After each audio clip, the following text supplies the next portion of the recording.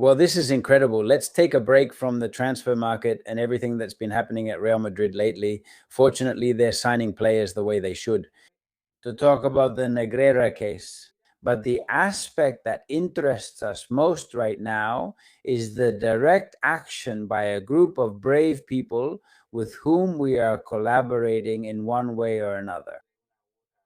But above all, those two, especially Ricardo Ramos Nera and Juan Luis Martín de Pozuelo, who, well, look, have already been hit with what we thought might happen sooner or later, right? Barça tries to intimidate, but like with Iñaki Angulo, they'll back down and nothing will happen because they know they can't do anything. What they're doing is absolutely legal, even if there are some nuances, as they explain in the video. And later, this Ricardo Ramos Nera explained it to me privately. And it's perfectly fixable. There's no problem with that. Still, formally regarding how those documents are presented on the negreiragate.com website, that might have to change, okay? Instead of posting the original documents, I mean, keeping the content but presenting it differently, the rest, well, there's a part here that's just unbelievable. And that's why we talk about intimidation, right? They ask for two things. The first is stop uploading those documents. And the second is stop reporting this to UEFA and FIFA. I mean, but why? Why? Also, UEFA has on its website a kind of mailbox where anyone can go and report whatever they want. I mean, they are perfectly free to report something, especially, and I don't want to repeat myself too much, when here, well, the institutions in Spain, the federation, the league, and especially because, as they said, hey, with the sports law, this is already time barred, nothing can be done anymore. And in the criminal case, they go there keeping a very low profile, saying we're very outraged, but then they don't ask questions to the accused and the witnesses when they go there, right? Questions that they should be asking. Real Madrid's legal team and Estrada Fernandez's side are the ones asking the questions, and that's it. And of course, it's clear what's going on.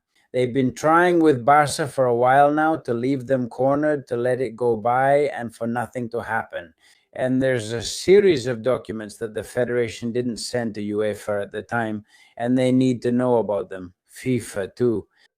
Madrid has been stepping up for a while now, but even before that, Juan Luis Martín de Pozuelo with Ricardo Ramos Nera and a group of people, well, we've collaborated there as much as possible.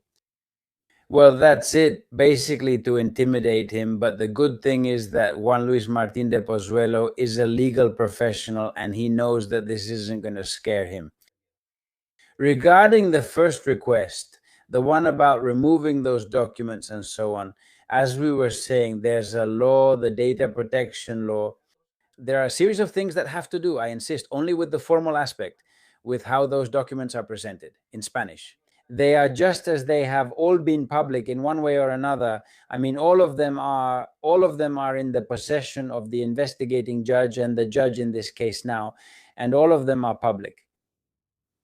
They were submitted, they have been uploaded to the website. The rest we saw here on this channel in that format, and apparently there could be some kind of problem there. They are taken down, then re-uploaded in the format. In the same format in which they are translated into English and French and have already been submitted to UEFA. It's okay, nothing happens because the content, I insist, is the same, but just to be on the safe side. Now, the rest, continuing with the process, continuing to report this to UEFA, but of course, says Ricardo, maybe, it's still not known yet. The Continental Football Organization, UEFA, has already approached Barça with, hey, what is this that you're presenting to me? And maybe these guys, of course, got a little scared, right? That's why they're scaring people. But anyway, it's not that they're going to back down. They're going to keep pursuing it as it couldn't be any other way.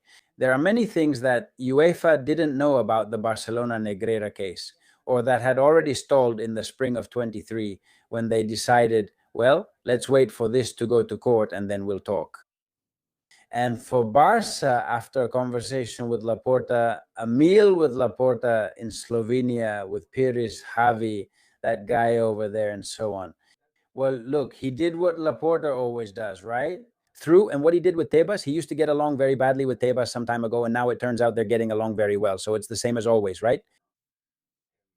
He sweet talks them so they don't and wins them over. Because in one-on-one dealings, Laporta is honestly very good at saying, hey, give me a little time. This isn't what it looks like. Don't hurt me, right? And of course, from that moment until now, a ton of documents have come out from a very extensive civil guard report like, hey, UEFA and FIFA, don't you know about this? Well, look, there's also the Pelicano 2.0 report, the famous one, right? Which has also expanded on that with all this same documentation, right? Barça is afraid that this could get out of hand and that it's not just the people from the Pelicano report. And as for Madrid, well, we already know about the institutional war going on. I don't know if they'll be able to or even want to intimidate anyone else. For now, they've tried to do it with two guys who aren't afraid at all, Ricardo and Juan Luis. And well, just so you can see this document that Barca's legal services are asking for, they tell him, following direct instructions from our client FC Barcelona, we are contacting you in relation to the use, disclosure, and communication to third parties of documentation and information from the preliminary proceedings. Big number here, before investigating court number 1 of Barcelona, whose proceedings are subject to the legal confidentiality rules for the investigation provided for in Article 301 of the Law of Criminal Procedure. Criminal. Well, of course, here, because of what I said before, right? I don't know if I mentioned the correct law or not. Maybe I got confused there. Sorry about that. But it's true that, well, maybe we need to change a little detail there, but nothing about the content of those documents. And of course, about going further with UEFA and FIFA, absolutely nothing. They're going to get nowhere with that because they're asking for something that's not possible. Okay? Report me. I have the right. Don't we have the right to report this to the organizations that I think are appropriate, right? And that's pure intimidation, as I said. It's been known that with all this, the end of the World Cup, Real Madrid's signings, and so on, we hadn't mentioned it, but it was already known because Laporta said it. But there is more and more documentation showing that Barcelona was already paying Negreira through the company Dasnil from 1995 until 2001, which is when those payments supposedly started, but they were already paying since 1995, right? Dasnil billed more than 50 million pesetas, or in euros, still between 1995 and 2000. Núñez's Barça started paying Negreira in the 90s, the only client of Dasnil between 2001 and 2018. We already knew this. It was Barça. Anyway, I also want to use the rest of this video to watch this together.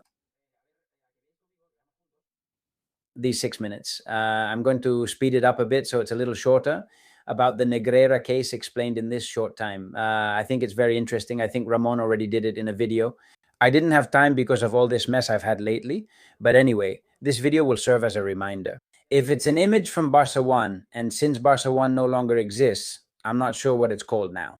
Well, if there's any good content, even in the interview with Jordi Wild, since he also doesn't let others use it, I'll just make it a bit smaller, and that's it. All right, let's get up to date. The Barça Negreira case, explained in 6 minutes.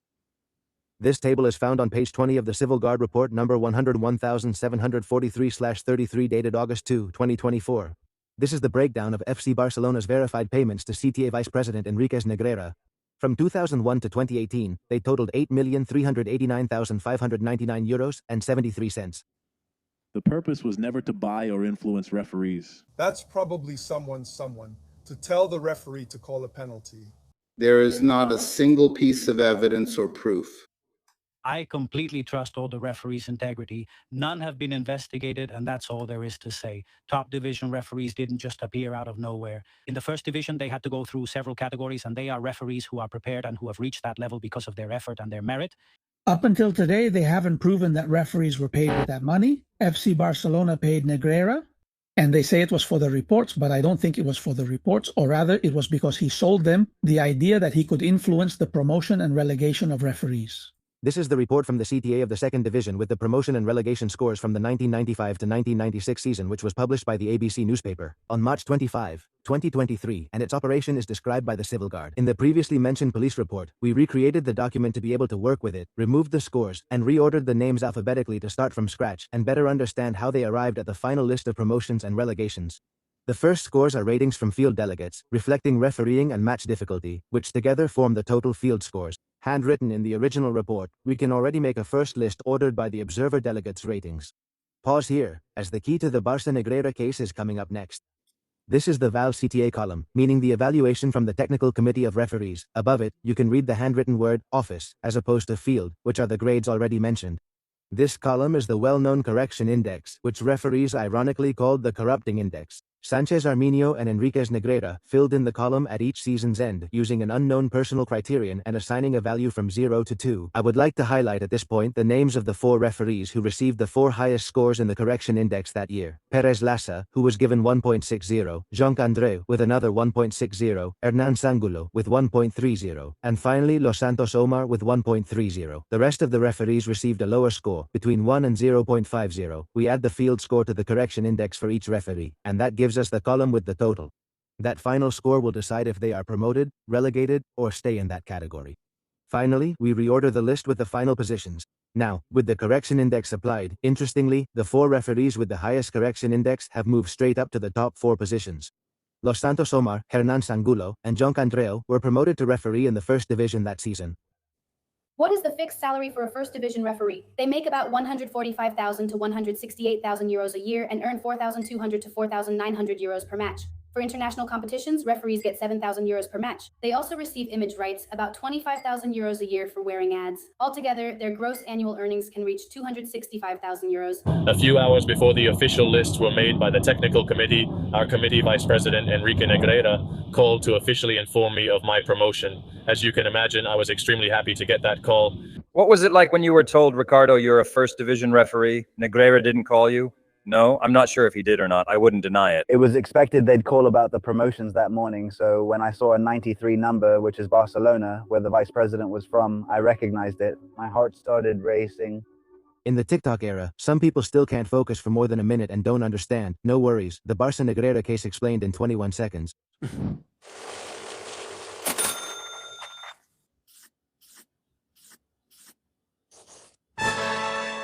After 2 years of investigation, the civil guard hasn't proven that any money went to a referee. 265,000 euros gross annually, including all match assignments. Enriquez Negreira was on the payroll of FC Barcelona for 17 years. From 2001 to 2018 he earned 8.4 million euros. Sanchez Arminio and he were appointed president and vice president of the CTA on the same day, March 15, 1993, and both were also dismissed on the same date, May 18, 2018. Over those 25 years they applied their correction index to the final reports of first, second, and second Division B, but no one ever knew their criteria. FC Barcelona stopped paying Negreira the same month he was dismissed as vice president of the Technical Committee of Referees.